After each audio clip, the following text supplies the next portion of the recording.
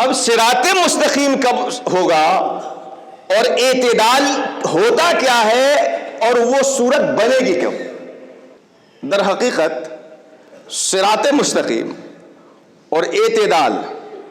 سیدھی راہ اور انصاف اور میانہ روی، اگر میں اس کو مثال محسوس سے آپ کو بتانا چاہوں تو یوں سمجھ سکتے ہیں کہ جو صراط مستقیم ہے وہی اعتدال ہے، اور جو اعتدال والا ہوگا وہی صراط مستقیم پہ ہوگا۔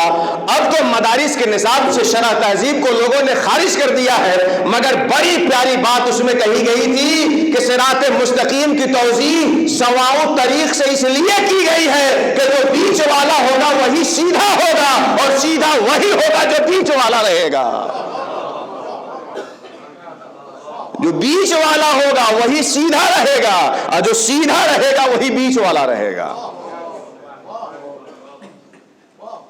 جو بیچ والا ہوگا وہی سیدھا رہے گا۔ آپ ایک لکیر کھینچیے نا سامنے، اوپر سے لے کے نیچے تک ایک سیدھی لکیر کھینچیے، اور ایک دائیں سے لے جا کے گھما کے کھینچیے، ایک بائیں سے لے جا کے گھما کے کھینچیے، ایک دائیں بائیں گھماتے رہیے، تو جو بیچ والا رہے گا وہی سیدھا رہے گا، جو سیدھا رہے گا وہی بیچ والا رہے گا۔ جو بیچ والا رہے گا وہی سیدھا رہے گا، اور جو سیدھا رہے گا وہی بیچ والا رہے گا۔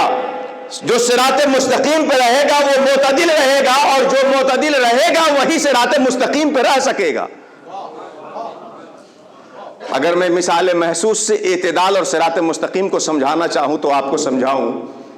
کہ صراط مستقیم اگر چاند ہے تو اعتدال اس کی چاندنی ہے، صراط مستقیم اگر سورج ہے تو اعتدال اس کی روشنی ہے، صراط مستقیم اگر گلاب ہے تو اعتدال اس کی خوشبو ہے، صراط مستقیم اگر دن ہے تو اعتدال اس کی سفیدی ہے، صراط مستقیم اگر رات ہے تو اعتدال اس کی سیاہی ہے، صراط مستقیم اگر آگ ہے تو اعتدال اس کی حرارت ہے، صراط مستقیم اگر پانی ہے تو اعتدال اس کے لیے روانی ہے۔ جیسے چاند کو چاندنی سے الگ نہیں کر سکتے، سورج کو روشنی سے الگ نہیں کر سکتے، گلاب کو خوشبو سے الگ نہیں کر سکتے، آگ کو حرارت سے الگ نہیں کر سکتے، پانی کو روانی سے الگ نہیں کر سکتے، صراط مستقیم کو اعتدال سے اور اعتدال کو صراط مستقیم سے کبھی نہیں الگ کیا جا سکتا ہے، کبھی الگ نہیں کیا جا سکتا ہے۔ صراط مستقیم کو اعتدال سے اور اعتدال کو صراط مستقیم سے۔